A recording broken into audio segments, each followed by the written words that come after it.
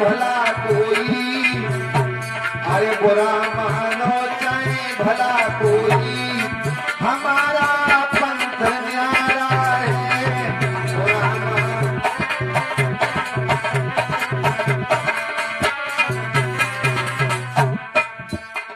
सुखदेव जी हर समय भगवान का ध्यान करते रहते हैं और देखिए भगवान ही हमारे सब कुछ हैं।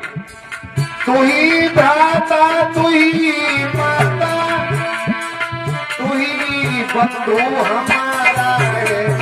ओ कन्हैया श्याम मन श्याम धन श्याम ही हमारो तन, आठो याम हमको और श्याम ही से काम है। श्याममती श्याम गति श्याम ही है प्राणपति, आदि किसी लाकरी आधार नाम श्याम है।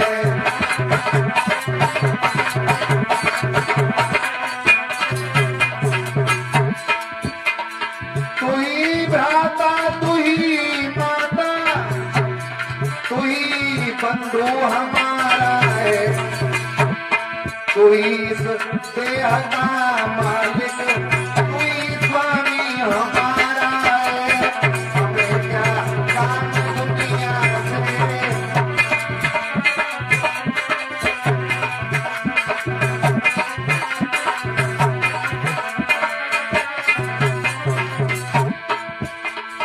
गए थे आप मथुरा को, ओ कन्हैया कहाँ जाए कंस मारा है।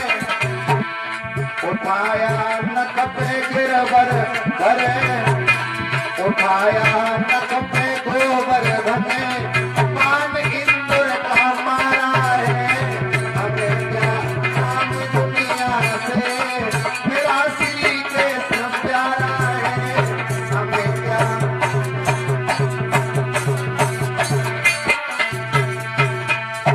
भैया 88,000 ऋषि मुनियों के बीच में व्यास जी के पुत्र श्री सुखदेव जी महाराज आए और सुखदेव जी के चरण छुए राजा परीक्षित ने, और हाथ जोड़ करके राजा परीक्षित ने सुखदेव जी से एक ही प्रश्न किया, गुरुदेव एक बात बता दीजिए। अतः पृच्छामि संसिद्धिम योगिनाम परमं गुरुम, पुरुषस्य हयत कार्य म्रियमाणस्य सर्वथा। श्री सुखदेव जी से राजा परीक्षित पूछने लगे, गुरुजी जल्दी मरने वाले व्यक्ति की मुक्ति का उपाय क्या है, बस यही बता दो। परीक्षित चाहते तो ये भी कह सकते थे कि मेरी मृत्यु को टाल दीजिए, सुखदेव जी टाल सकते थे, लेकिन परीक्षित ने ऐसा प्रश्न नहीं पूछा। परीक्षित ने तो ऐसा प्रश्न पूछा कि जिसमें सबका ही कल्याण हो। जल्दी तो कोई मर सकता है, अपने लिए नहीं पूछा राजा परीक्षित ने। राजा परीक्षित ने सबके लिए पूछा कि गुरुजी जल्दी मरने वाले व्यक्ति की मुक्ति का उपाय क्या है। परीक्षित की बात को सुनकर के श्री सुखदेव जी बोले, राजन जल्दी मरने वाले व्यक्ति की मुक्ति का तो एक ही उपाय है। कौन सा उपाय है गुरुजी? तो श्री सुखदेव जी कहते हैं, हे राजन जो व्यक्ति जल्दी मरने वाला हो उसे ज्यादा से ज्यादा भगवान का भोजन करना चाहिए।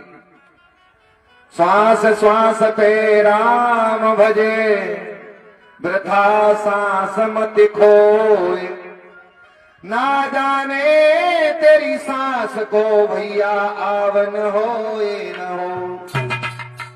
बात सही है।